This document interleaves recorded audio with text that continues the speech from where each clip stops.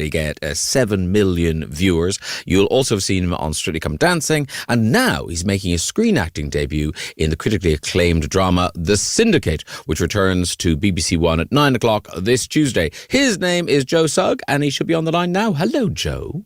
Hello, Graham. How are you? I'm very well. So, Joe, this is exciting. How did this happen, the acting thing?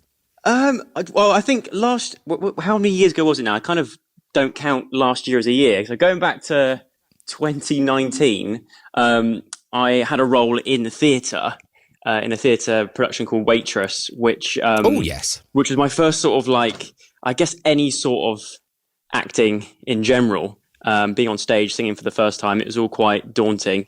But then it sort of led to me really enjoying it and thinking, actually, I quite like to do more of this. And then I did a self-tape for Kay, and they called me to Leeds to do a follow-up audition. And next thing you know, I've got the job and I'm in the show. Wow. And not just in our show, you're in, people love The Syndicate. It's such a clever idea.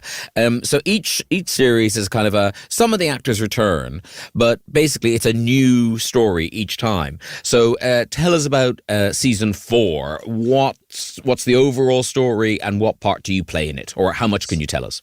So season 4 is, for people that haven't seen the show, it's all about like a lottery syndicate that win the millions, they win the jackpot, and it's all about their lives. And usually what happens in the series, as soon as they win the money, their life doesn't quite go to plan, and it's not actually as sort of glamorous as it's made out to be. So it follows in this series, it follows people that work in a dog kennels. And so they win the syndicate. And I'm not too sure how much I'm actually allowed to say, but my character, they have to win. They have to win, because otherwise there's no show. yeah, true. But I think we're allowed to say. I did read the embargo when I was watching it. I watched episode 1 and on the BBC thing, and there was an embargo which I did read, but now I can't remember. I can't remember what it said.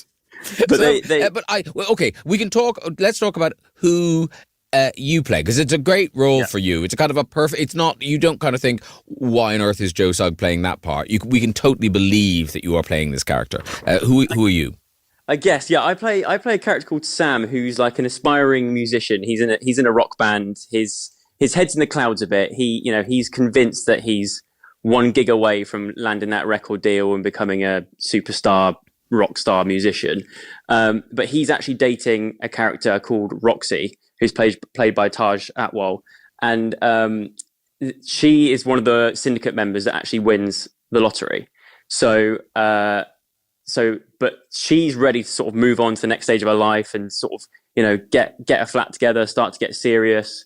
But Sam's heads are just too in the cloud. He doesn't know what he wants. He's not the best boyfriend. So, to be honest, nothing like me actually in real life.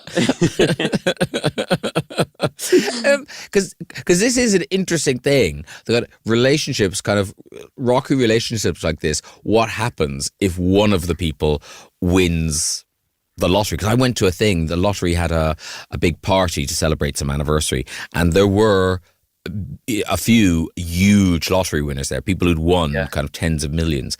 And I remember talking to this woman, and she'd met her boyfriend the week before. And I just felt for her, because you kind of think, well, you'll never know now. Yeah. whether, like, whether he's with you because he won the lottery. I'm sure he does love her. Yeah. Yeah. Great timing. It is. And tell me this, what was it like? Because obviously, the rest of the cast, they come from acting backgrounds. You're working with very established actors in there. Were they a little sniffy when Joe Sugg off the YouTube arrived? Do you know what? Like with everything, I always worry about that, because obviously I come with the sort of YouTuber tag on me, so it's like that's what the first thing they hear is, oh, it's Joe Sugg, the YouTuber. But I sort of went into it thinking, it felt like first day of secondary school. and I had quite a rough first day of secondary school because I got on the wrong bus and went to the wrong school, so I was quite traumatized from that. But this, but no, they were all absolutely lovely. They all really took me under their wing. They taught me so much as well, and just being around them was really inspiring. It was amazing to see like the work that they do, and they were just really, really nice. And I've made a lot of friends from it, so it all turned out perfect. And had Strictly been helpful, in terms of, hitting marks and knowing how to find your light and all, all those sorts of things? Or was the stage show Waitress, was that helpful in this situation? Definitely. It definitely helped to sort of, I mean, my makeup skills have got a lot better out of this as well, because obviously we filmed it during obviously last year during all the COVID pandemic. So it's, so we had to do our own makeup and learn how to do our own makeup and stuff. But going back to Strictly, I think if you had asked me 4 years ago if I would be sort of being on stage singing or doing any of that, the first thing I'd say is, why is Graham Norton calling me? But the second thing would be there was absolutely no way that I'd get on stage and sing and dance and do all this. So I think it's definitely helped my confidence. Definitely. Yeah. Well done on the makeup. The guy liner, beautifully applied. Very, very good. Joe Sugg, we'll talk some more, Joe Sugg, after your song choice. You've chosen a great track, and is there a why, or is it just your groove?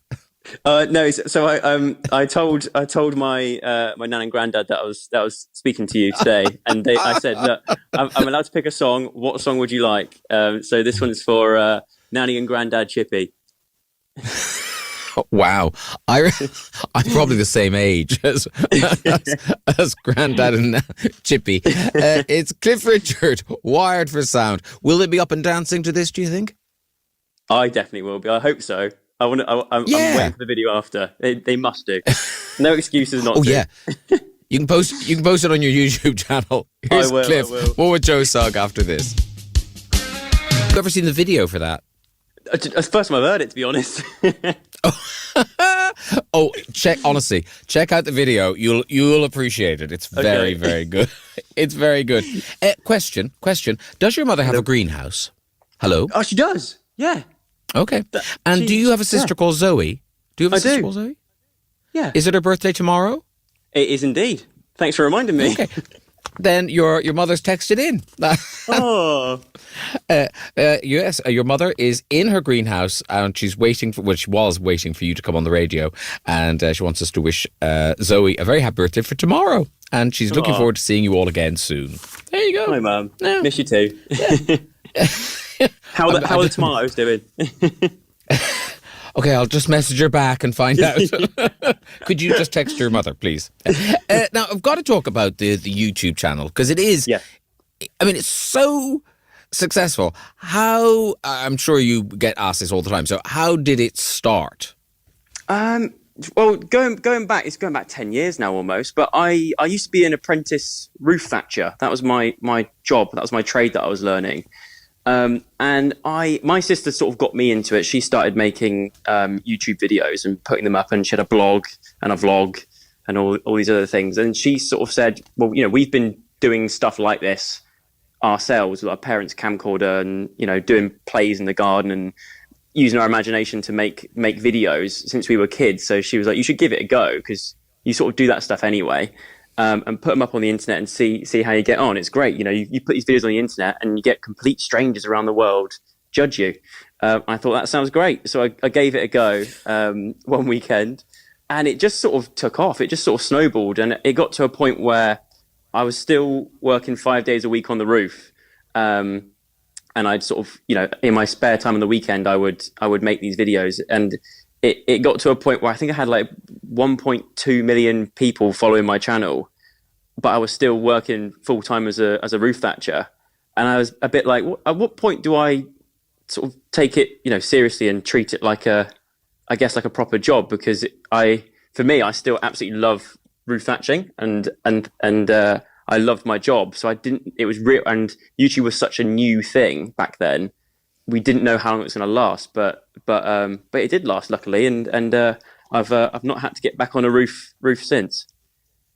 But like it is, I mean, I find it fascinating because I like last night I was watching them. I enjoyed watching you assemble a trampoline, but I mean that's had millions and millions of people have watched it.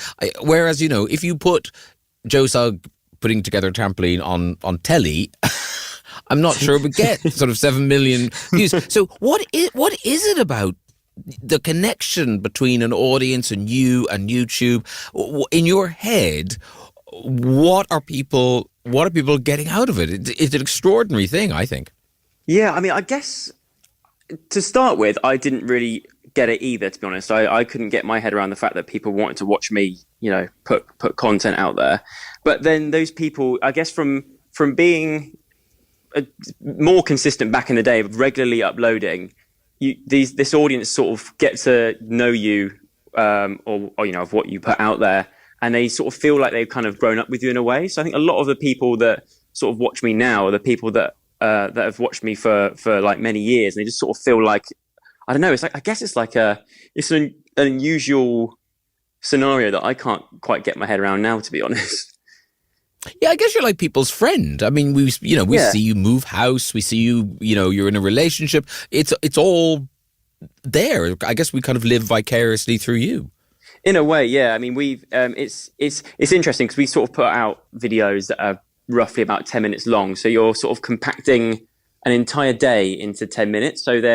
And what's great is that the videos that we make, we have sort of complete control over, so we can sort of pick and choose the best bits to sort of put out there and make like a highlight package. But the thing I love about it is I'm sort of making these videos, but they're all on YouTube, where when I'm in my sort of 60s, 70s, I can sit in my rocking chair and think, I wonder what I was doing on this day back in 2019 or 18 or something.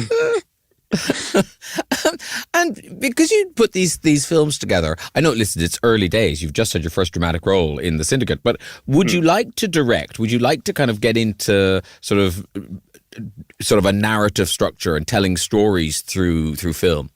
I'll do one step at a time, but like, I mean, I really enjoy I've really enjoyed the acting side of things, but also I really love like production and sort of knowing how these things are actually made. Whether I'd ever go into that, I'd probably say no for now, but like I'm fascinated by like production and how that all works and stuff. The village I grew up in, a little village called Laycock, it's like 400 years old. Growing up as a kid in a school there, it was always being turned into period drama locations for things like Cranford and Pride and Prejudice and Emma. A lot of sort of Jane Austen sort of style films were made there. Yeah. And so I kind of, in a weird way, grew up sort of, it wasn't anything out of the ordinary to walk down the village high street and think, why have you gone back to the 1800s or whatever? It was quite unusual, but even from then I was like fascinated by how they made these things. So I mean, I just find it really, really interesting. Well, I'm sure whatever you turn your hand to, you will make a success of it, because it is what you've achieved is so admirable. It's amazing what you've done. Joe Sugg, he appears in Series 4 of The Syndicate, which starts on BBC One this Tuesday at 9 o'clock. A pleasure to talk to you, Joe, and Thanks, Graham. Good luck with everything. Thank you very much. Thank you. Thanks for having me.